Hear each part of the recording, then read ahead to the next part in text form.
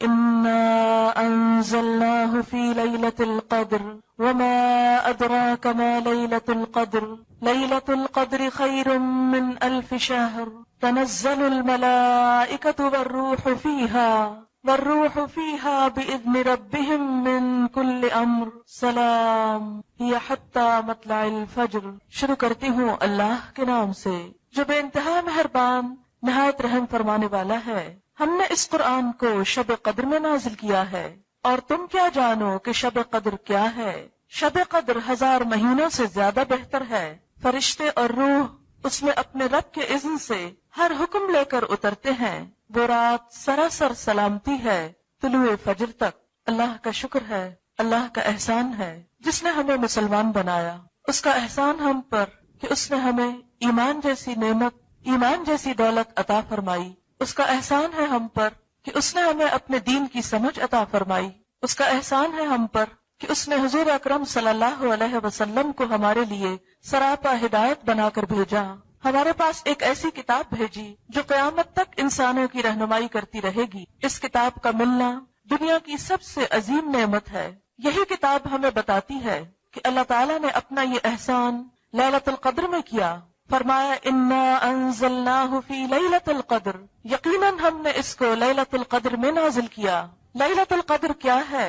وما ادراک ما لیلۃ القدر، اور تم کیا جانو کہ یہ لیلۃ القدر ہے کیا؟ لیلۃ القدر خیر من 1000 شہر، لیلۃ القدر 1000 مہینوں سے زیادہ بہتر ہے۔ یہ ایک رات جس میں اللہ تعالیٰ کا یہ انعام، اللہ کا یہ کلام قرآن حکیم دنیا میں بھیجا گیا۔ یہ رات رمضان المبارک کے آخری عشرے کی راتوں میں سے ایک رات ہے۔ نبی صلی اللہ علیہ وسلم نے اسے آخری عشرے کی طاق راتوں میں 21ویں، 23ویں، 25ویں، 27ویں اور 29ویں میں تلاش کرنے کا حکم دیا۔ آج اس سال کے رمضان المبارک کی یہ آخری طاق رات ہے۔ معلوم نہیں کہ یہی وہ شب قدر ہو جس کی اللہ کے ہاں بہت فضیلت ہے۔ نبی صلی اللہ علیہ وسلم رمضان کے آخری عشرے میں خود بھی جاگتے، اپنے گھر والوں کو بھی جگاتے، اپنی عبادات میں پورے مہینے سے زیادہ سرگرم ہو جاتے۔ آپ صلی اللہ علیہ وسلم نے رمضان کی عبادت میں جن عبادات کو بہترین قرار دیا وہ ایک تو روزہ ہے۔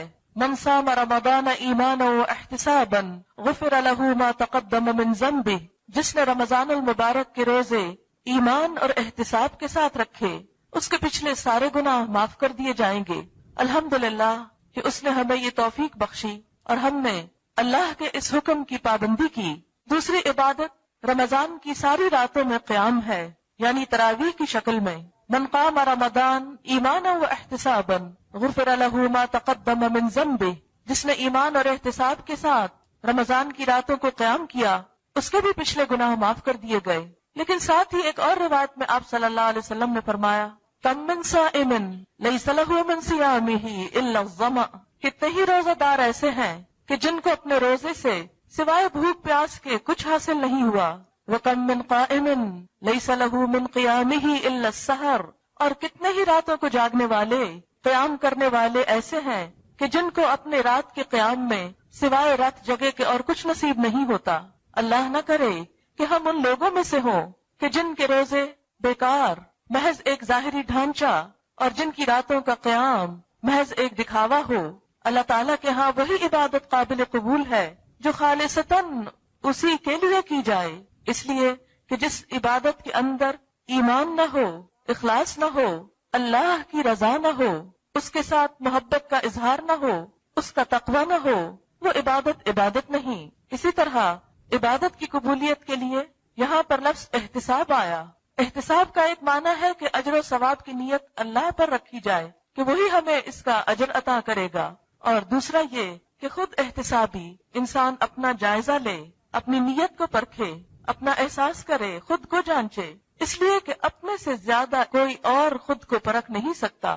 سب سے زیادہ ہم خود اپنا جائزہ لے سکتے ہیں، جیسا کہ سورۃ القیامہ میں اللہ تعالیٰ فرماتے ہیں بل الانسان علی نفسہ بصیرا ولو القی معاذیرا، انسان اپنے آپ سے خوب آگاہ ہے، خواہ وہ کتنی ہی معذرتیں کیوں نہ پیش کرے۔ دوسروں کے سامنے تو ہم کسی بھی کام کے، اچھے یا برے کے، بہت سے بہانے کر سکتے ہیں، عذر کر سکتے ہیں، دکھاوا کر سکتے ہیں، لیکن ہمارے اندر کی حالت کیا ہے وہ سوائے ہمارے کوئی اور جان نہیں سکتا۔ اس لیے انسان جب تک خود اپنے آپ سے خیر خواہ نہ ہو، خود اپنی بھلائی چاہنے والا نہ ہو، خود اپنی نیتوں کو پرکھنے والا نہ ہو، خود اپنے دل کا جائزہ لینے والا نہ ہو، اس وقت تک کوئی انسان کسی دوسرے کا بھلا نہیں کر سکتا۔ ساری دنیا مل کر بھی ہمارے ایمان کو فائدہ نہیں پہنچا سکتی، ہماری نیت کو درست نہیں کر سکتی، ہمیں اللہ تعالیٰ کا قرب اور تقوی کا احساس نہیں دے سکتی جب تک یہ تڑپ، جب تک یہ احساس ہمارے اپنے اندر سے نہ جاگے۔ اس لیے اصلاح کا پہلا نقطہ، اصلاح کی پہلی سیڑھی خود انسان کے اپنے اندر ہے۔ لہذا رمضان المبارک کی تیسری چیز جس پر بخشش کا وعدہ ہے وہ لیلۃ القدر کا قیام ہے۔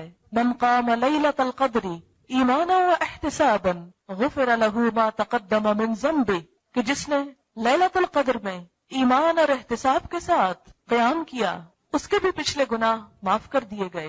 لہذا اس رات کی بھی افضل ترین عبادت، اہم ترین عبادت، سنت نبوی صلی اللہ علیہ وسلم کے مطابق عبادت قیام اللیل ہے، یعنی رات کو نماز میں کھڑے ہو کر قرآن پاک کا پڑھنا یا سننا، یہ اس رات کی افضل ترین عبادت ہے۔ اسی لیے آج کا پروگرام قیام اللیل سے شروع کیا گیا ہے۔ بات یہ ہے کہ ہم میں سے ہر شخص اس قابل نہیں ہوتا کہ وہ قرآن کا ایک بڑا حصہ زبانی یاد کر سکے، لہذا یہ سہولت کہ رات کے وقت عورتوں کو گھروں سے نکال کر ایک جگہ جمع کرنا اس وجہ سے ہے تاکہ ان لوگوں کے ساتھ قرآن پاک پڑھا جا سکے، سنا جا سکے، نماز ادا کی جا سکے جنہیں اللہ تعالیٰ نے یہ سعادت بخشی ہے۔ اور پھر انفرادی طور پر عبادت کرنے سے بسا اوقات انسان کے اندر سستی آ جاتی ہے۔ جب انسان دوسروں کے ساتھ مل کر ایک کام کرتا ہے تو دوسروں کو دیکھ کر انسان نیکی پر ثابت قدمی اختیار کرتا ہے کہ اگر دوسرے جاگ رہے ہیں تو میں بھی جاگ سکتا ہوں، اگر دوسرے کھڑے ہو کر عبادت کر رہے ہیں تو میں بھی کر سکتا ہوں، یا دوسرے دعائیں مانگ رہے ہیں تو میں بھی یہ مانگ سکتا ہوں،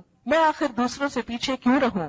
اس لیے الحمدللہ اس رات کی عبادت کا ایک حصہ آپ نے مکمل کیا رمضان ہی کی رات میں، پھر دوسرا حصہ قرآن پاک کو سمجھنا، کیونکہ یہ قرآن انہی راتوں میں سے ایک رات میں لیلۃ القدر میں اللہ تعالیٰ نے نازل فرمایا۔ اس رات کی قدر و قیمت دوسری راتوں کے مقابلے میں آخر کیوں ہے؟ یہی رات کیوں؟ سال میں بے شمار راتیں ہیں، کئی سو راتیں ہیں، ان کے اندر جاگنا یا ان کی عبادت اتنی اہم کیوں نہیں؟ اور ان راتوں کی عبادت اتنی اہم کیوں ہے؟ اس لیے کہ اس رات کو اللہ تعالیٰ نے فضیلت بخشی، اس کی قدر اور اس کی اہمیت خود بتائی۔ انا انزلناہ فی لیلۃ القدر، قدر کا معنی قدر و قیمت بھی ہے۔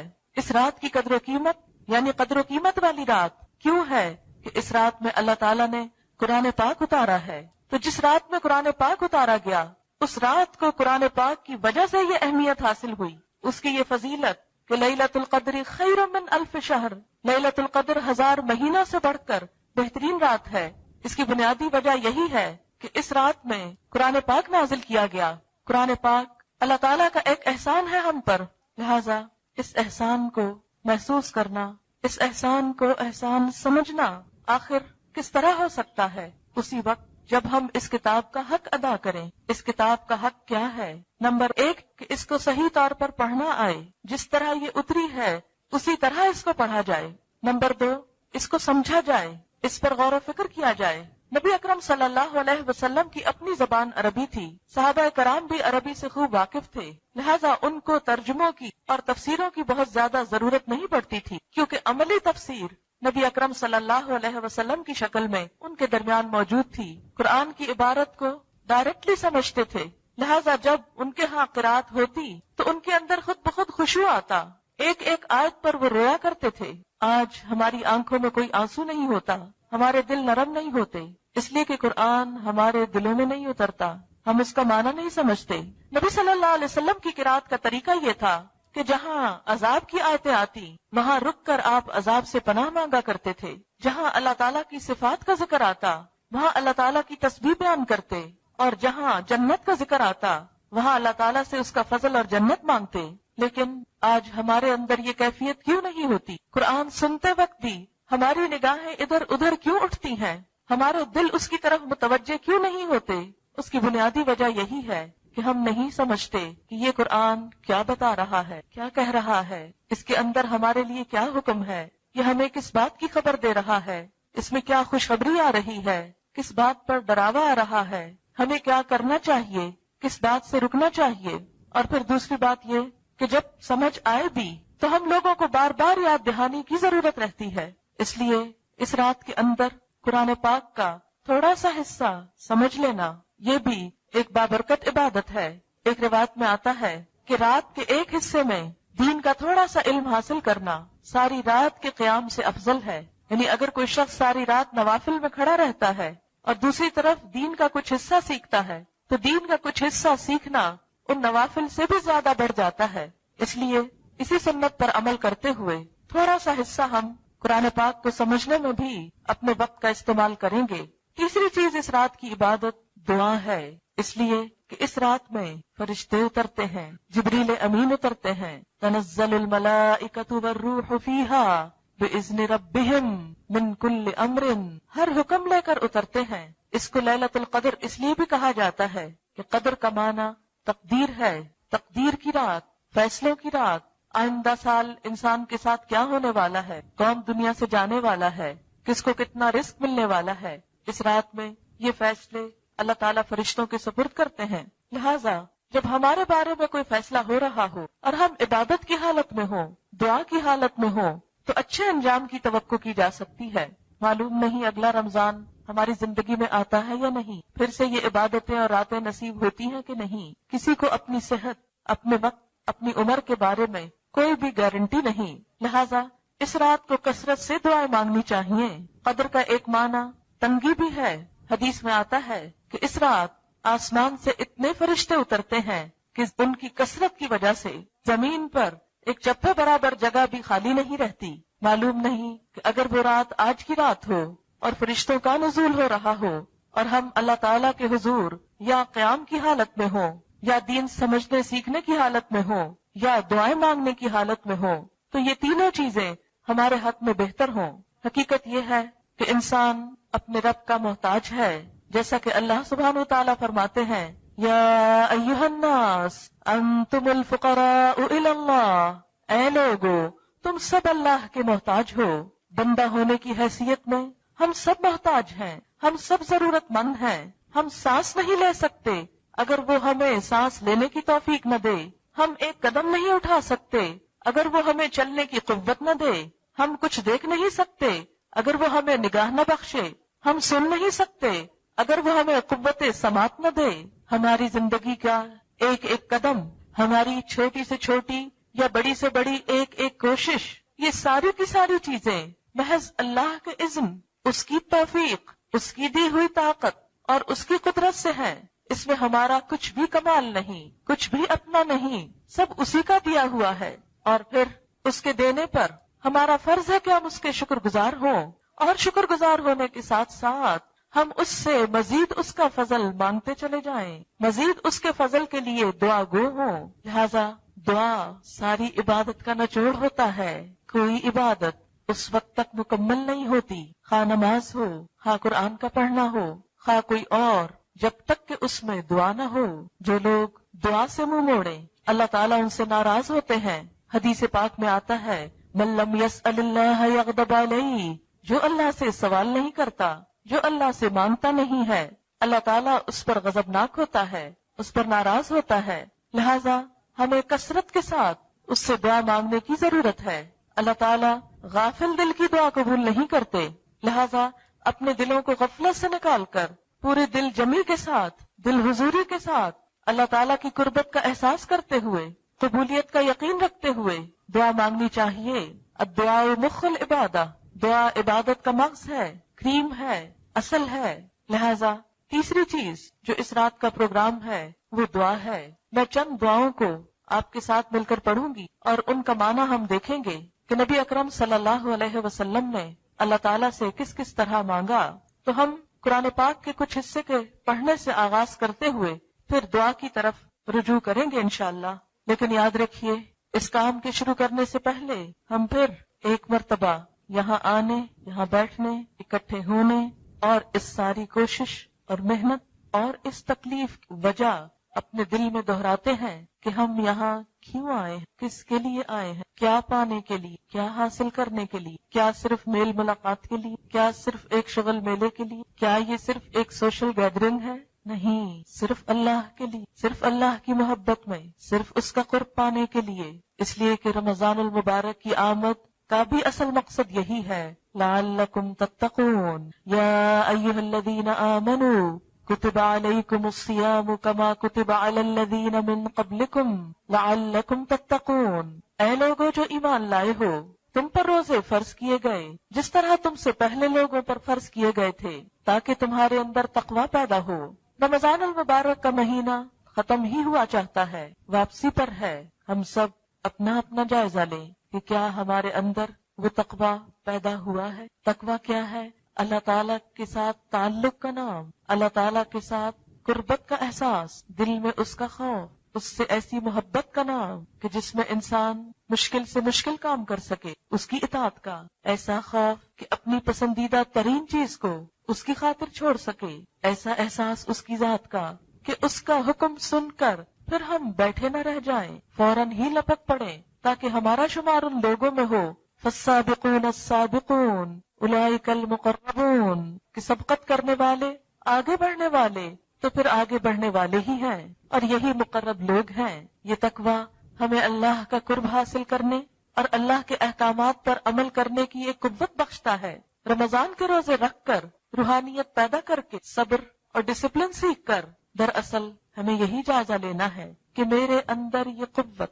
کیا پیدا ہوئی، کیا میرے اندر یہ احساس آیا کہ میں اللہ تعالیٰ کی اطاعت کر سکوں۔ مجھے اس مہینے میں اللہ تعالیٰ کے جتنے بھی احکامات معلوم ہوئے ہیں، کیا میں ان پر عمل کرنے کا سوچ رہی ہوں؟ کیا میں نے اپنے اندر یہ عہد باندھا ہے کہ میں ان احکامات پر عمل کروں گی اور ان کے بارے میں اللہ کے سوا کسی سے نہ ڈروں گی؟ کیونکہ تقوی نام ہی اس چیز کا ہے کہ بندے کے دل میں اللہ کا ایسا ڈر آئے کہ سب کا ڈر نکل جائے۔ آج دین پر عمل کرنے میں کون کون سی چیز رکاوٹ بنتی ہے؟ لوگوں کا ڈر، معاشرے کا ڈر، مستقبل کا ڈر، بھوکے ہو جانے کا ڈر کہ جاب نہ چلی جائے۔ یہ سارے ڈر ہمیں اپنے دل سے نکال کر اپنے آپ کو اللہ کے لیے خالص کرنا ہوگا۔ جب انسان کے اندر طاقت آتی ہے، قوت آتی ہے، صحت ہوتی ہے، تو بڑے سے بڑا مشکل کام اس کو بھاری نہیں لگتا، آسانی سے کر جاتا ہے، جرأت مندانہ قدم اٹھا لیتا ہے۔ لیکن جب انسان جسمانی طور پر کمزور ہوتا ہے تو پانی کا ایک گلاس اٹھا کر پینا بھی اس کے لیے دوبھر ہو جاتا ہے۔ بالکل اسی طرح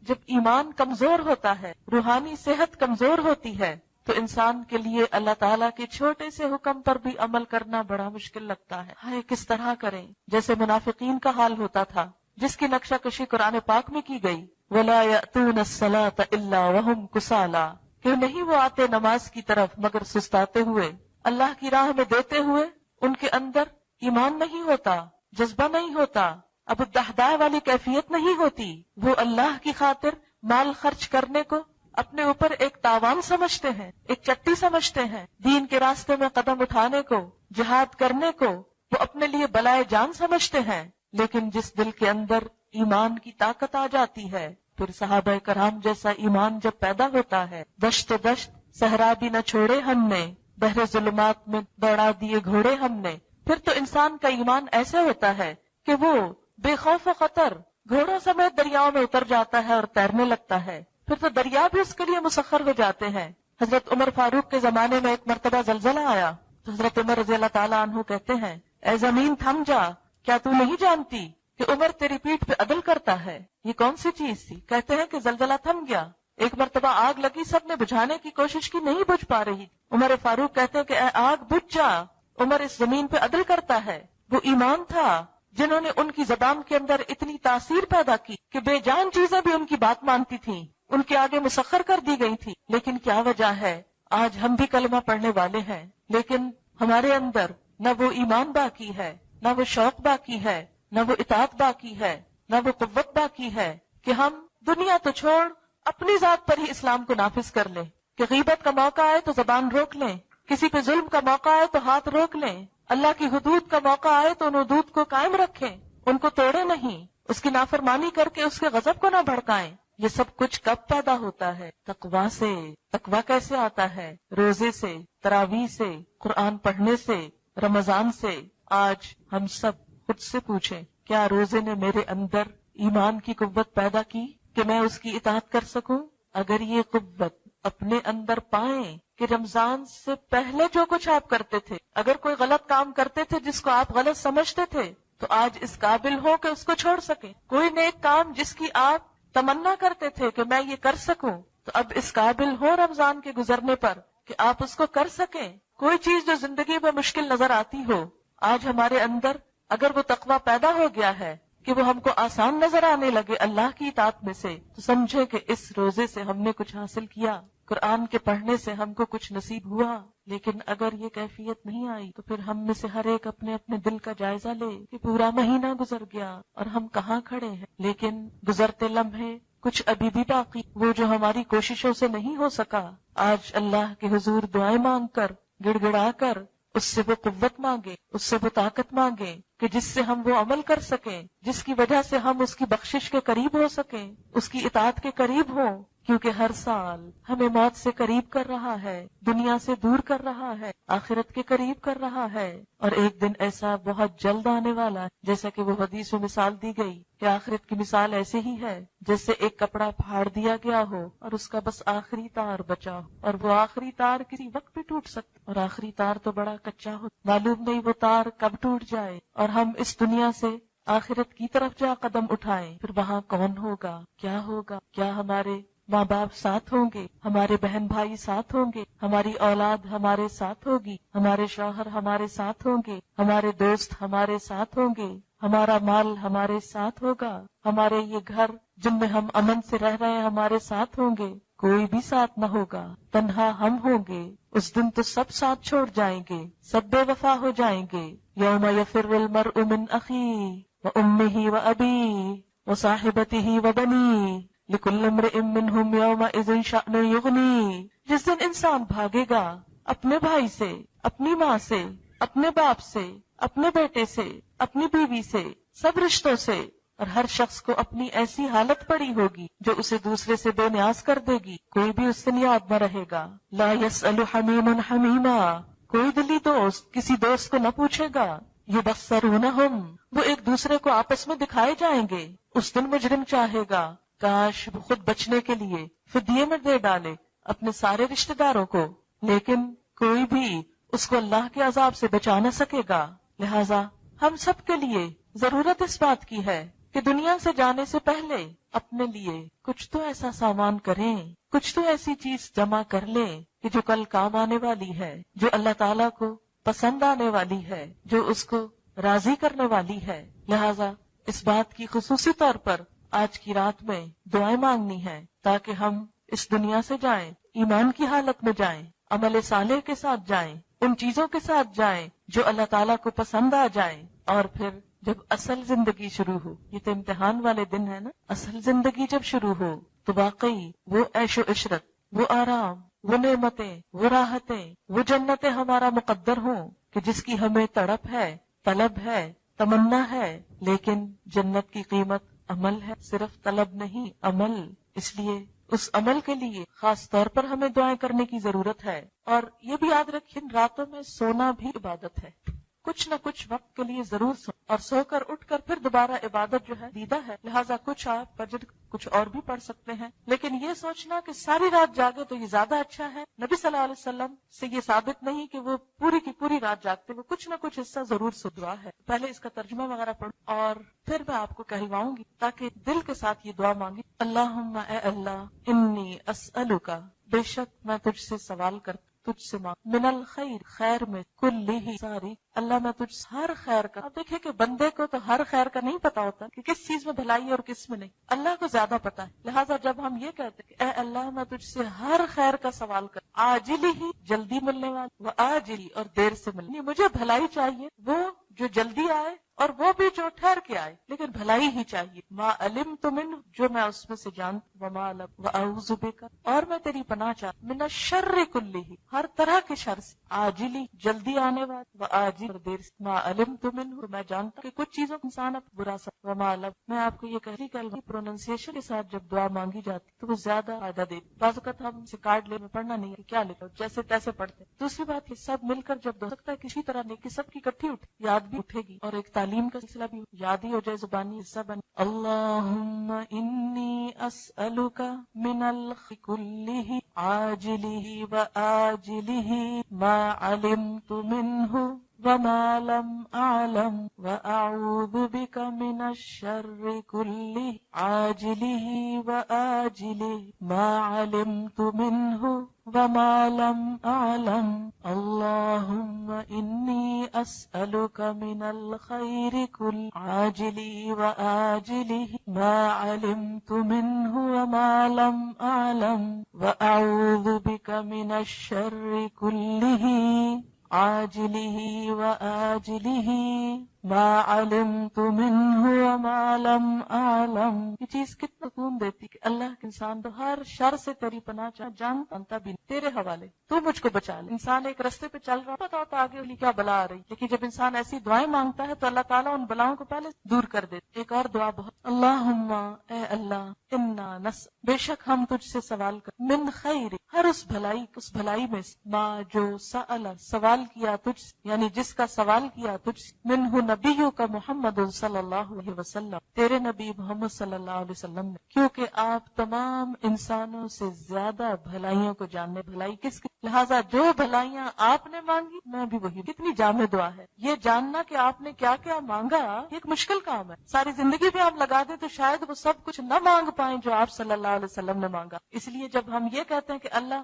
ہم وہ سب کچھ مانگتے ہیں جو آپ نے مانگا، تو گویا چھوٹے سے الفاظ میں ایک بہت بڑی دعا مانگ، وَنَعُوذُ بِكَ اور ہم پناہ چاہتے ہیں تیری، من شر ہر اس شر سے، مستعاذ منہ اس سے پناہ مانگی، نبیوں کا محمد صلی اللہ تیرے نبی صلی اللہ علیہ وسلم نے، یعنی جس شر سے بچنے کے لیے دعا کی، یا اللہ تو ہم کو بھی ہر اس شر سے بچا لے۔ لیکن ہمیں آپ صلی اللہ علیہ وسلم سے اگر محبت ہے، ہم آپ کا ساتھ چاہتے ہیں کہ قیامت کے دن آپ ہماری شفاعت کریں، ہم آپ کے ساتھ ہوں، تو اسی وقت ہو سکتے ہیں کہ جب ہم وہ کام کریں جو آپ نے کی، اور ان چیزوں سے بچیں جن سے آپ بچے، یا ہمیں وہی بھلائیاں ملیں جو آپ نے مانگی، اور ہر اس شر سے ہم بچ سکیں جس سے آپ بچے۔ اس طرح انشاءاللہ تعالی آپ کا ساتھ بھی نصیب۔ وَأَنْتَ الْمُسْتَعَانُ اور تو ہی ہے جس سے مدد مانگی جاتی، تیرے سوا کس سے مانگے؟ دیکھیے سارے پیغمبروں نے اپنا ہاتھ اللہ کے، حضرت آدم علیہ السلام نے اللہ سے دعا کی، ربنا ظلمنا انفسنا وَإِن لَّمْ تَغْفِرْ لَنَا وَتَرْحَمْنَا لَنَكُونَنَّ مِنَ الْخَاسِرِينَ۔ نوح علیہ السلام کو جب دشمنوں نے ستایا تو انہوں نے اللہ سے مانگا، رب انی مغلوب فن۔ حضرت ایوب علیہ السلام پر جب لمبا عرصہ بیماری کا گزرا تو انہوں نے اللہ سے مانگا، انی مسنی الضر وانت ارحم الراحمین، اللہ مجھے تو تکلیف اور تو سب سے بڑا رحم فرما۔ یونس علیہ السلام کو جب مچھلی نے نگل لیا تو ان اندھیروں میں غم کی حالت میں انہوں نے اللہ لا الہ الا انت سبحان انی کنت من الظالمین۔ اسی طرح باقی انبیاء علیہم السلام اللہ ہی کو، نبی صلی اللہ علیہ وسلم کی یہ ساری دعائیں یہ ہمیں کیا بتاتی کہ آپ اللہ سے مانگ، بڑائی کو تسلیم کر لیں، اس کے پاس ہے اس کو بڑا سا ہاتھ ہوتا ہے دینے والے کو اوپر ہی سمجھتے، تو دعا مانگنا دراصل بڑائی کو مان لے، اللہ تو ہم بندے عاجز المستعان ہی تو ہے، اس سے مانگا جاتا، جس سے مدد طلب کی جاتی، تیرے سوا کے پاس کس سے مانگے، کون دے سکتا، کون سن سکتا ہے؟ آپ دیکھیے بعض اوقات کو ضرورت پڑ، اس کا دروازہ اس کو جگاؤں، وہ دے سکتا، کام آ سکتا، بہت بتانے کی، کہتی اندر آئے بات نہیں، ان سے رحم بھی نہیں مانگا، کہتی میرے منہ سے اچانک یا اللہ تو بڑا ہی نہیں، نہ وہ کچھ نہ وہ ہاتھ لگا سکتے، جیسے آئے تھے ویسے چلے گئے، یا اللہ تو بڑا تیرے، اور کہتی مجھے ڈرنے کی طاقت، کہتے میں آپ کو صرف یہ بتانا ہے کہ جو قرآن کے بغیر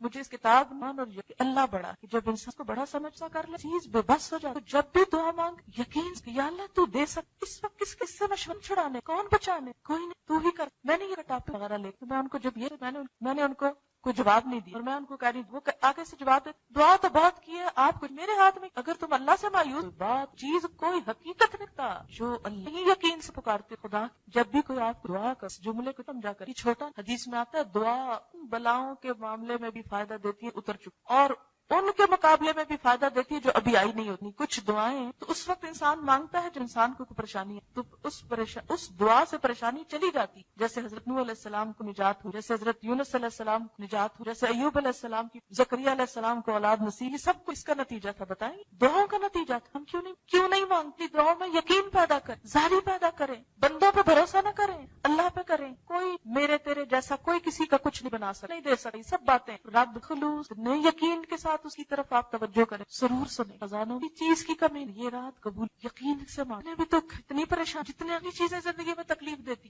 جن چیزوں کے فکر میں ہم سب، دنیا کا ہو یا آخرت، ان سب چیزوں کے معاملے میں اللہ فائدہ دیتی. دعا ایسی چیز جو رد نہیں، یا تو فوراً مل جاتی ہے، یا کوئی تکلیف ٹل جاتی، یا آخرت کے لیے جمع ہو جاتی. قیامت کے دن جب انسان جائے گا اللہ کے پاس اور اپنی دعاؤں کو جمع ہوتے دیکھے گا، انسان کہے گا کاش دنیا میں کچھ نہ ملتی بھی، مایوس ہو کے نہیں دعا کر، یقین سے. اور اگر دیر ہو رہی ہے نا قبولیت میں تو ضرور سوچیں ابھی اس قابل نہیں سنبھال سکتے، ابھی اہل نہیں، پورے یرد مانگی جا سکتے. اور بس علیک البلا، اور تجھ تک پہنچائیں بھی. بعض اوقات کسی کو اپنی مصیبت پتہ ہے وہ الٹا ہنس، کوئی برا بلا کہنے، کوئی ترس کھانے لگتا ہے، کوئی جو بندے کو نہ شرمندہ کر، نہ اس پہ ہنس، نہ اس کو رسوا کر، نہ اسے نگاہوں میں حقیر اور ذلیل. وہ بھی دکھ جو تکلیف تک پہنچا تیرے حوالے، تو ہی جو چاہے ان کے ساتھ، اور تجھ سے تو خیر ہی خیر کی. ولا قوت، کوئی بھی مدد اللہ ہی، جو ہونا ہے اسی کے عزت، اسی کی توفیق، اسی کی مدد سے. اتنا خالص یہ عقیدہ ہو فائدہ. اب اس جذبے کے ساتھ اللہم انا نسألک من خیر ما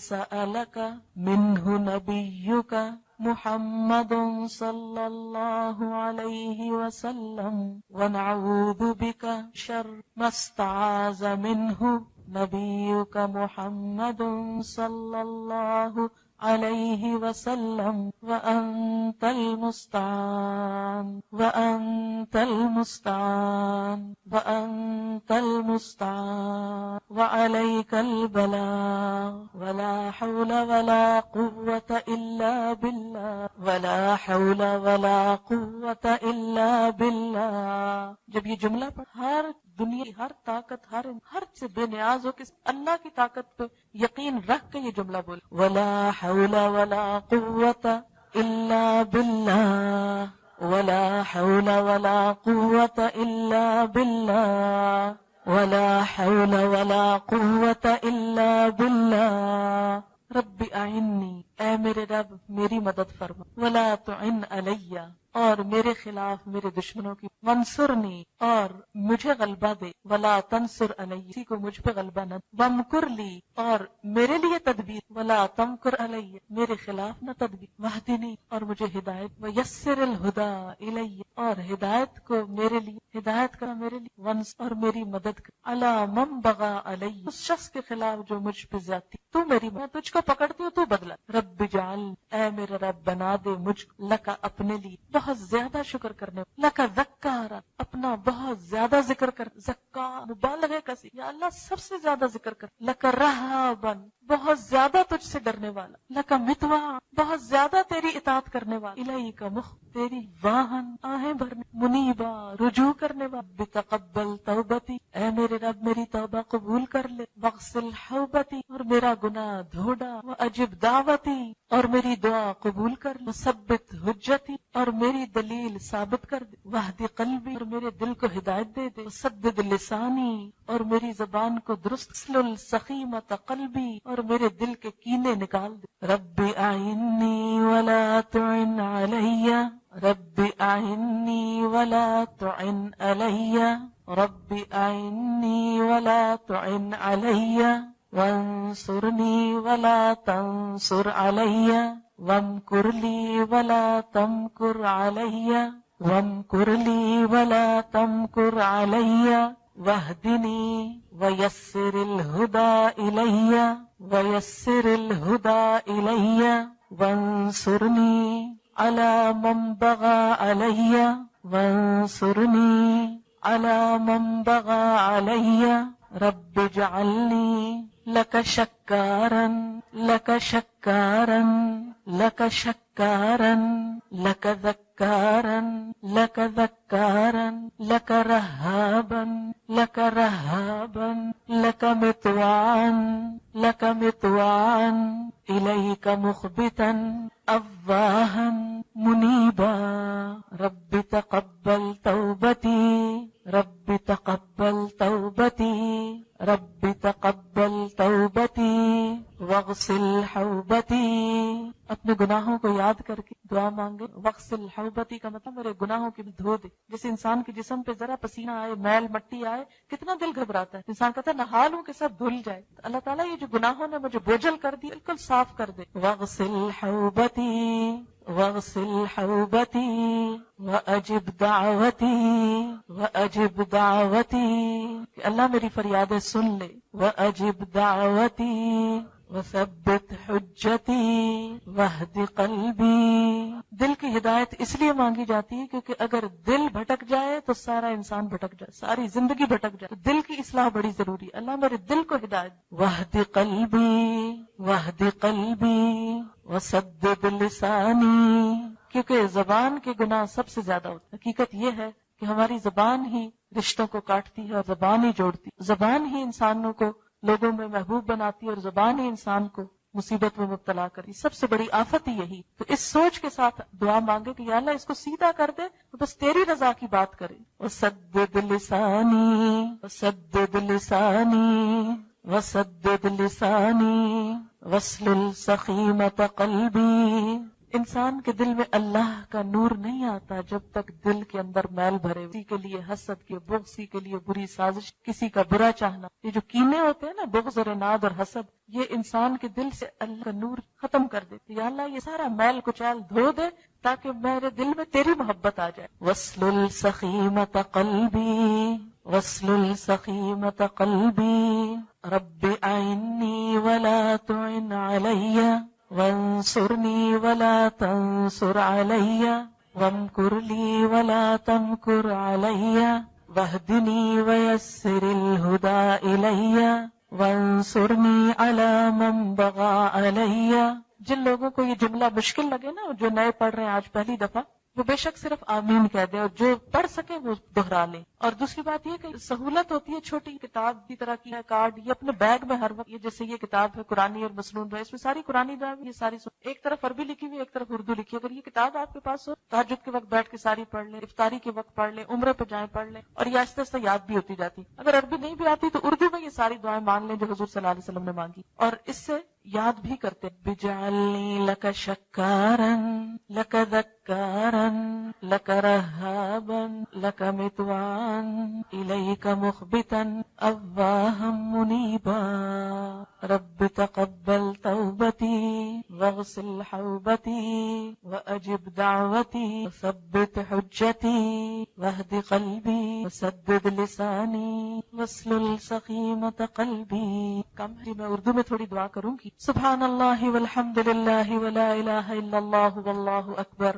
ولا حول ولا قوة الا باللہ العلی العظیم. اللہم صل علی محمد وعلى آل محمد كما صليت على إبراهيم وعلى آل إبراهيم إنك حميد مجيد. وبارك على محمد وعلى آل محمد كما باركت على وعلى آل إبراهيم في الآخرة وقنا. یا اللہ پاک یہ قرآن جو مکمل ہوا اپنی رحمت سے قبول فرما. جنہوں نے پڑھایا ان کی کوشش قبول فرما، جنہوں نے سنا ہے ان کی کوشش قبول فرما. ہم سب کو عمل کی توفیق عطا فرما. اس کا قرآن ہمارے دلوں میں اتار دے. اس کو ہمارے حق میں حجت بنانا، اس کو ہمارے خلاف حجت نہ بنانا. یا اللہ ہماری نیتوں کو صرف اپنے لیے خالص کر. ہمیں ہر طرح کی ریاکاری سے بچا. یا اللہ اس پر ہمیں عمل کی توفیق عطا فرما. اس کو ہمارے لیے صدقہ جاریہ بنا. یا رب العالمین ہمارے بچوں کو ہدایت عطا فرما، انہیں نیکی کی توفیق عطا. یا اللہ ہمارے والدین پر اپنی رحمت فرما، ان کے درجات بلند فرما، ان کو صحت کاملہ عطا فرما. یا اللہ جتنے بھی حاضرین مجلس ہیں ان کے دلوں میں جو دعائیں ہیں، نیک تمنائیں، یا اللہ ان سب کو پورا فرما. یا اللہ مسلمانوں کے درمیان باہم محبت پیدا کر، اتفاق اور اتحاد پیدا کر دے. اللہ ہمیں ان کاموں کی توفیق دے جن سے تو راضی راضی ہو جائے۔ یا اللہ جو بھی ہماری زندگی میں کوئی غلط بات اور کام ہو، اللہ ہماری زندگی کو اس سے دور کر دے، ان غلط چیزوں کو ہم سے ہٹا دے اور ہمیں اپنی رضا کے کام کی توفیق دے۔ یا اللہ اپنی ہدایت کو ہمارے لیے آسان کر دے، نیکی کو آسان کر دے،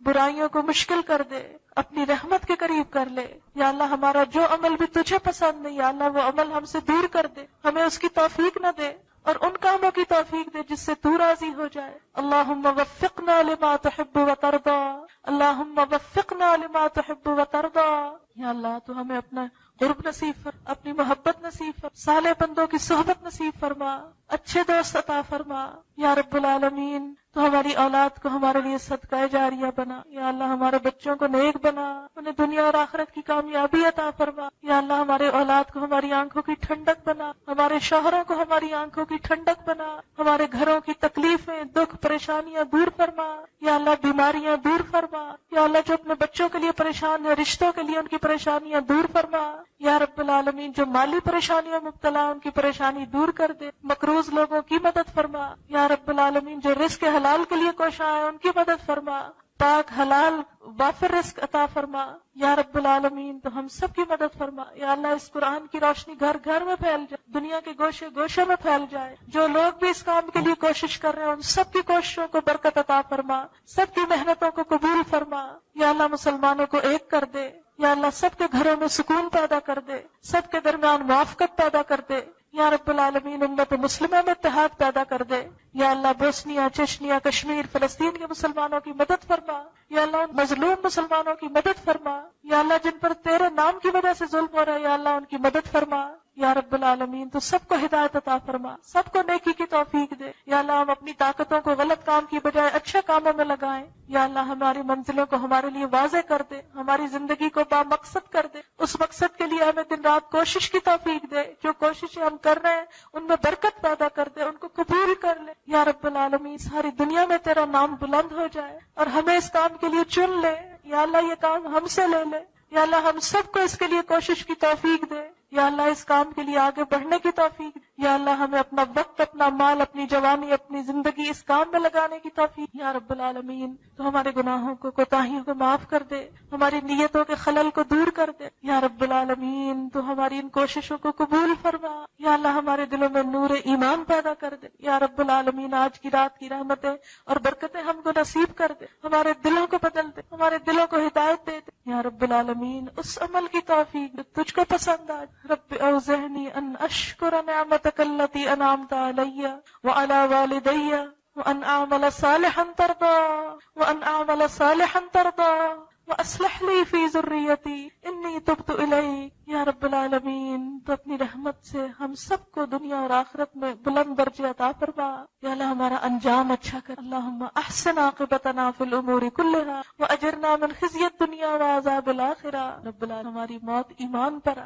مرتے وقت کلمہ نصیب۔ اللہم اعنی علی غمرات الموت وسکرات الموت، موت کی بے ہوشیوں میں تو ہمارا مددگار ہو جانا، ہماری جان آسانی سے نکل، ہمیں شہادت کی موت دے۔ یا اللہ ہماری قبروں کو روشن کر دینا، انہیں جنت کے باغوں میں سے ایک باغ بنا دینا۔ یا اللہ دوزخ ہم پہ حرام کر دینا۔ یا رب العالمین اپنی مخلوق کو، اپنے بندوں کو اس آگ سے بچنے کی توفیق۔ یا رب العالمین ہمارا حساب آسان کر دینا۔ یا اللہ ہمیں جنت الفردوس میں جگہ عطا فرما۔ اللہ جہنم سے بچا لینا، پل صراط کو امن امان سے پار کرا دینا، استقامت سے پار کرا دے۔ یا اللہ اس بڑی آگ کے شر سے بچا لے۔ یا اللہ دنیا اور آخرت میں ہماری حفاظت فرما۔ یا رب العالمین تو اپنے مشن کی تکمیل فرما۔ یا رب العالمین اپنے اس کلام کو دنیا کے بندے تک پہنچانے کی توفیق دے۔ یا اللہ اس کام کو ہم سب کے لیے آسان کر دے، ہم سب کا اس میں حصہ ڈال، ہم سب کو خالص نیت سے اس کے لیے کوشش کی توفیق دے۔